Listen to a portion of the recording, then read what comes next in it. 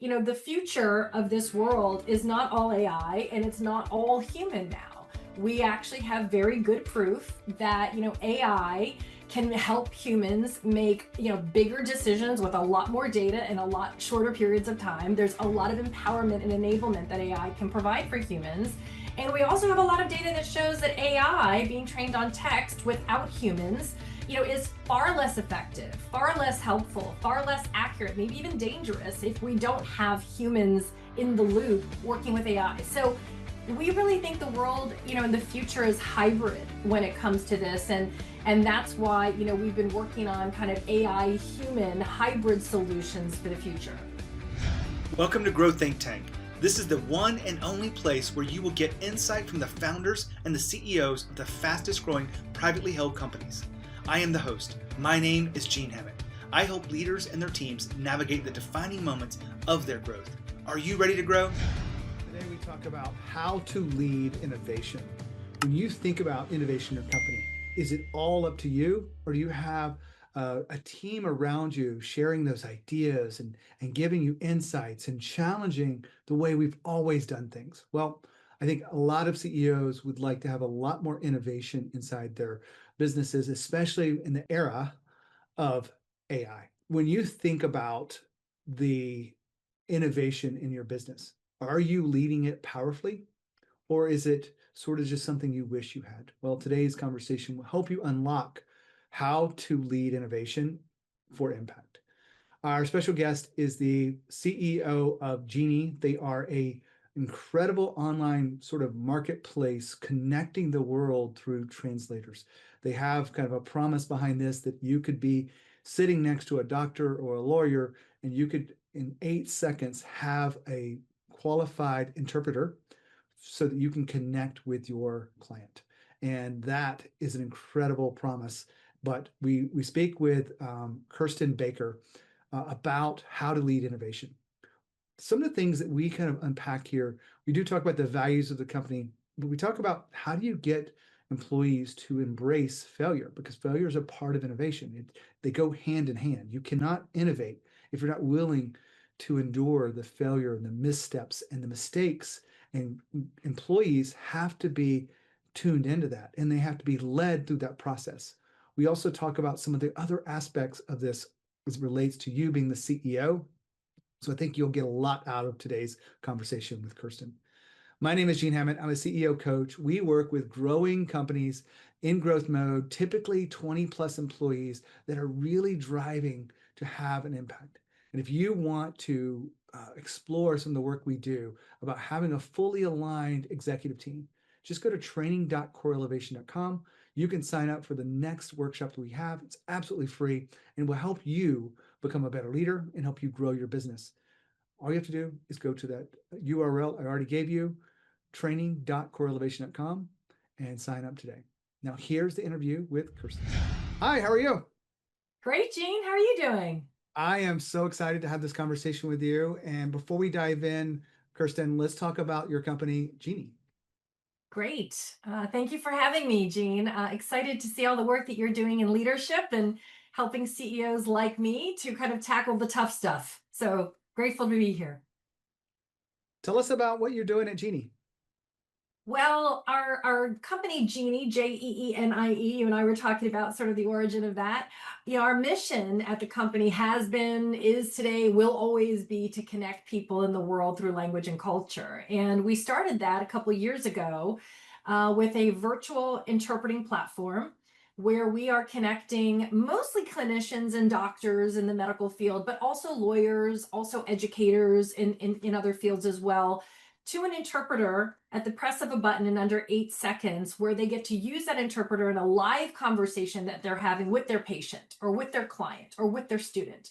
And the goal there is really to kind of eliminate all language and cultural barriers. And what we find in the medical field, as an example, is if you're my doctor and I'm your patient, if you understand my symptoms, you will diagnose me more effectively, you will treat me more effectively, and we can mitigate all of that very high misdiagnosis risk. I love that. I never even thought about this because everyone I go to is English speaking, but I know there's a lot of people that need to have this, whether it be medical or legal. It is actually, I think, surprising to most people. In fact, the last number that we saw just from a medical standpoint was that an average of 1 in 12 patients in the US show up language discordant, but it can be as high as like 1 in 2.5 in a state like California where you have so much diversity. So, being able to make sure that people can come and show up and know that the interpreting is available so that they feel understood, so that they feel like they will be able to understand, that's what kind of builds all that trust between patients and clinicians and leads to better adherence of treatment. Again, that waterfall of outcomes. We've sort of been called the Uber for live interpreting, but we really think about it more as like it's multilingual, multicultural communication empowerment. Well, I am fascinated to talk to you about this. I know your company's grown really fast. The Inc. 5000 is an incredible honor to be there. Thank you. 1,400% growth over 3 years is phenomenal. So I'm kind of curious, what is the core leadership principles that drive you and the success of your company? Oh, interesting. Core leadership. I was having, a conversation like this just the other day. I think it's a combination, if you will, of being mission driven, but also performance driven. And I think there's a misconception that if you are mission driven, that you can't also be performance driven. And I resist that perception. I think you absolutely can be. In fact, I think, probably many mission driven organizations could benefit from more performance driven, kind of backup. And to me, Gene, what that means is not only kind of like attracting the right people who align with the values, and we can talk about values later. We're very big on culture and having values in our company, but it's finding people where it's important to them to do well while doing good or to do good while doing well and to really kind of talk all the time about that mission. So we don't just hire for it, but like we're living it day in and day out. We like remind each other every day in company meetings. It's our why. We leave all company meetings saying, let's go leave the world a better place out there. And I think it's that constant reiterating of mission that's important. And then the performance driven side, I can talk more about that too, but that is that combination of leadership style for me. I know not everyone's familiar with my research. I just want to share a little bit with you and the audience here. When I started studying fast growth companies, I had a few clients make the Inc. list. And so I dedicated myself to make a few phone calls. It was totally the wrong time, but I was just really fascinated around what's driving their growth. And I had all these conversations with CEOs like yourself, and I had a good key question, and it was, how do you get your employees to take responsibility for your big goals? Mm. And the people came back, those CEOs said, it's not really about responsibility, it's about ownership. And I saw this pattern over and over and over. So I had to really understand ownership. There's 6 core elements behind it. One of them is mission driven. When you hire people that are aligned and excited about the mission, they will have more ownership in the work that they do and the challenges that they faced. I would imagine you could give a story after story about hiring people that just were excited to be a part of what you're doing. We can, and we've been very fortunate to actually find people who, we're an entirely virtual organization. So that's kind of a cultural, difference in and of itself. We grew up virtual, but, we've been hiring people from all over the world because we get to benefit from having people in different locations. And, a recent example is an exec who we've hired to kind of lead up our AI strategy, who came 18 years out of one of the largest LLMs out in Silicon Valley. And it was the mission that he and other people who have joined this company have been looking for. You can find a lot of very smart companies, or at least a few, right? High growth, smart companies doing great things. But are they doing it for, a reason and something that makes your heart beat fast? Something where you wake up every morning and like you kind of like can see like this is what I'm doing today and this links to the impact it's having. To your point, Gene, one of the things I always say to folks in the company is like, if you ever wonder in any moment during a day when you're doing a task, no matter how menial, how that task links to the impact that we're having in the world or on our patients, or how that links to the goal of the company, like ping me. I can explain that. And it's important, I think, that we ladder, those metrics. We show these are company goals because this is what drives mission. These are department goals that feed company goals, and these are individual goals that feed department goals. And if we do that effectively and that's transparent, I think that ownership is built in. Well, transparency, another one. when you have this level of People are transparency. going to think we set this up and we didn't. I know, but I've just done my homework. It feels like, and I talk to clients all the time, even though some people are really scared about transparency. I won't dive into that. I want to kind of back up to why you're here. We did a lot of research on you and the company, and we found that the whole leading through innovation and having a human-centric technology is really that driving force. Tell us a little bit more about how you see innovation within your company, and then we'll get into the human-centric in the second part. Well, I mean, I think, I don't know if you in your work have come across people who can lead without innovation. To me, I don't know kind of how that's done. I think you can kind of perform without innovation, but I don't know how you can lead without it. And, in any company, including ours, it's always a balance of how do you give enough resources, time, and energy to kind of pushing forward, with what's working in the existing model and still leave that space for innovating, for thinking about it differently. We have another saying in the company where, like, anytime anyone is sort of talking about how it's done, if you say, well, it's always been done that way, that's our first reason to try to do it another way or think of another way to get it done. So we're constantly, pushing on boundaries of the way things have been done before. Our cultures actually spell out the word brave, BRAVE. And the first B for brave for us is Bayesian.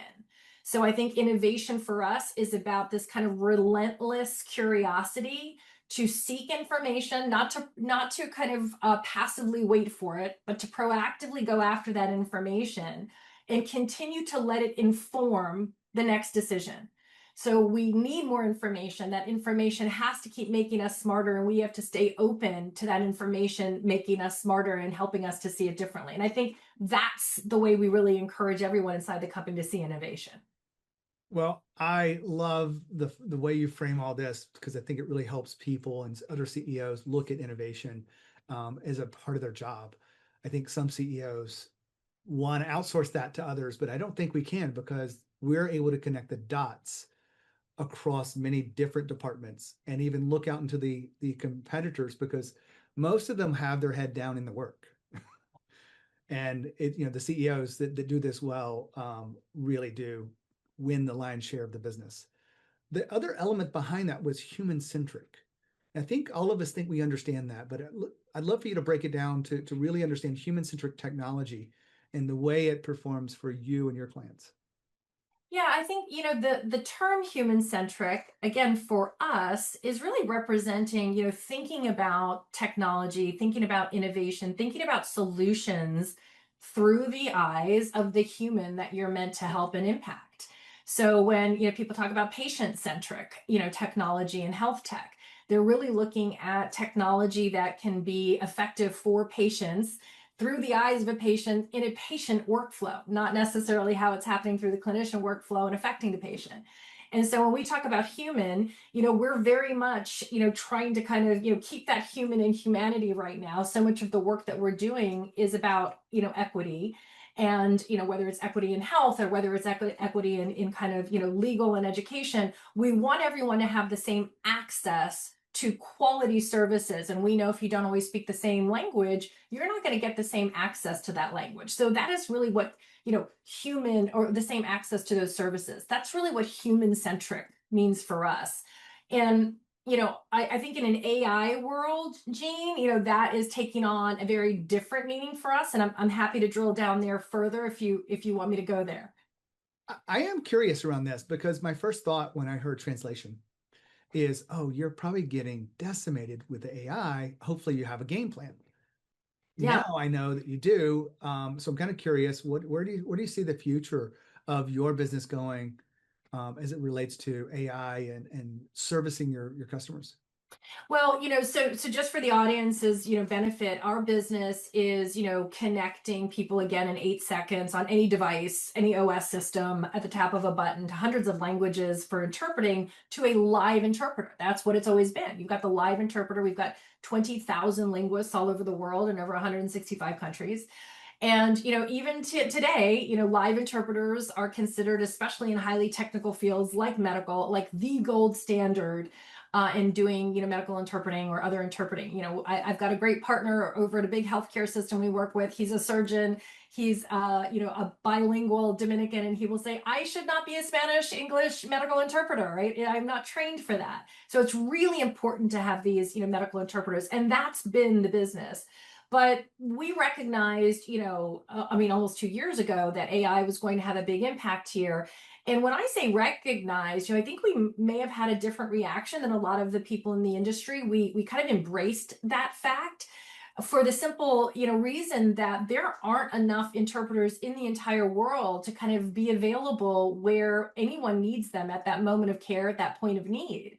And so, having any tool that will help people get access to language assistance, like really, if you're in language services, that's what you really are about, because what you want is to make sure people can have that communication, again, that understanding it as soon as they can, as long as it's safe and as long as it's accurate, right? That's the kind of threshold. So we started thinking about, AI years ago. And I think what we realized is, like, the future of this world is not all AI and it's not all human now. We actually have very good proof that, AI can help humans make, bigger decisions with a lot more data in a lot shorter periods of time. There's a lot of empowerment and enablement that AI can provide for humans. And we also have a lot of data that shows that AI being trained on text without humans, is far less effective, far less helpful, far less accurate, maybe even dangerous if we don't have humans in the loop working with AI. So we really think the world, in the future is hybrid when it comes to this. And that's why, we've been working on kind of AI human hybrid solutions for the future. I've got a friend of mine who is a interpreter in books, and she was like, what's happening with AI? She goes, no, I use it. I'm embracing it. But there's so much nuance to the language that, there's slang and there's colloquialisms, and it's different in different things, different areas, that she's like, I'm not worried about where this is going to impact my business. So I see you at scale doing something completely different, but the human element is the key behind all of this. And so thank you for sharing that with us, Kirsten. I am going to switch gears just a little bit here. We've been talking about the company and the leadership behind it. I want to combine this together. Like, what have you learned about leading innovation, getting others to think about new ways to do things, thinking about breaking the patterns of the old way? I think I'm going to go back to one of the things you and I were talking about earlier, which is, first and foremost, you have to find the right people when you're hiring that aren't afraid to kind of make mistakes. And then you have to create an environment for them that makes them believe it's okay to make mistakes. So, back to that being the Bayesian and brave in our cultural values. You want people who are going to kind of, run so fast that they're going to trip and fall on skin and knees sometimes. You want them to take risks, because if they're not taking those risks, if they're not making mistakes, they're probably not stretching themselves. And if you're not stretching yourself, you're not going to get to that innovation. Because if innovation were easy, right, everyone would be doing it, and you and I would be sitting here calling it innovation. We'd be calling it just the next thing that everybody else did. So it really is about finding those right people. And then we're building a culture where they can feel like it's safe. And, when we were a very small company doing our all company meetings, people actually had to show up, in those all company meetings with the mistake that they had made in, their recent last, week or 2 weeks. And we did that to kind of promote the idea that making mistakes was not only like, okay, but it was a badge of honor in some ways. We talk all the time about how you can't have success without failure. And I think we really believe that. So we've built that into our culture. I'm glad you said it. It's been a pattern through, not as prevalent as like the company values being a part of, driving growth, but underlying to any company that has innovative culture and they're expected to create new is this safeness around ideas and sharing that. I talk about my clients a lot about psychological safety, and it's not something that I grew up with, right? In the 90s, when I was working in corporate America, there was no such thing as psychological safety. Right. Or at least we didn't talk about it. Right.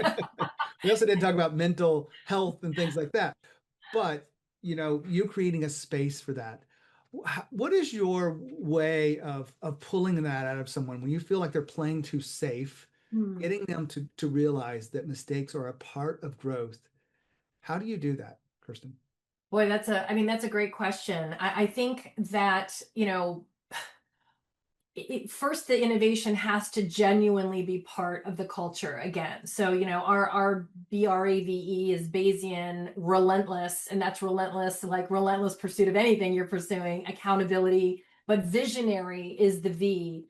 And then our E is about equity and diversity. And that visionary, that vision piece, is very important, because I don't think you can have innovation part of the culture if you don't talk about vision, right? Innovation is the next step towards the future, and the vision is the future. So if you haven't laid out a future for your company, and or the product or the solution or the audience or the market in the industry, then where are people kind of, driving their ships towards? And so I think, having clear vision, having clear why, helps to build that foundation around the innovation. And then I think if you've built that vision and you've built that why, then it's an easier conversation to say to somebody, like, how are you rowing your ship, towards that vision without kind of stopping an innovation along the way? And, so much of that comes from modeling, right? So much of that comes from like how leadership talks about it. It's important that when I, show up, that I'm constantly talking about ways in which we can innovate, ways in which I've innovated, ways in which I have failed when I've innovated, but tried again. Like, it is very important that it just works itself into the culture. And then in our, our valuations, our 360 evaluations, we're asking, each other to evaluate colleagues and, staff members on their ability to be innovative. And so people know that part of the, metrics that we're using as a company to understand your fit here, your performance, is around your ability to kind of innovate. But it certainly hasn't stopped, those conversations. There are still conversations every now and again where I have to say, we have to talk about kind of getting you out, like, what's keeping you in this protected safe zone where you seem to, kind of nervous, reticent, or afraid, to come out of it. Like, what am I doing? What are our, what are your colleagues? What's the team doing that, isn't allowing you to come out of that, kind of like, safe zone? As we wrap up here, I want to kind of reflect a little bit here, because this really hits a lot of the coaching I do when I'm working with not necessarily CEOs, but more of like the VPs and the executives that are expected to drive innovation. And I have to make the distinction between managing work and leading the person. And the managing the work is very easy because we do this all the time. We talk about the projects and, KPIs, or we talk about this problem, or making this customer happy, or getting the next customer, whatever, that's work.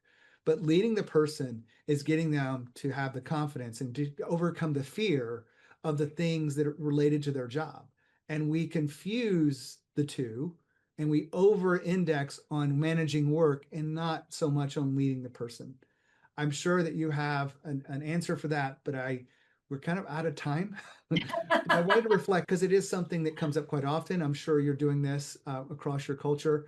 But Kirsten, I really appreciate you being here, being a part of the podcast, and sharing your wisdom with us.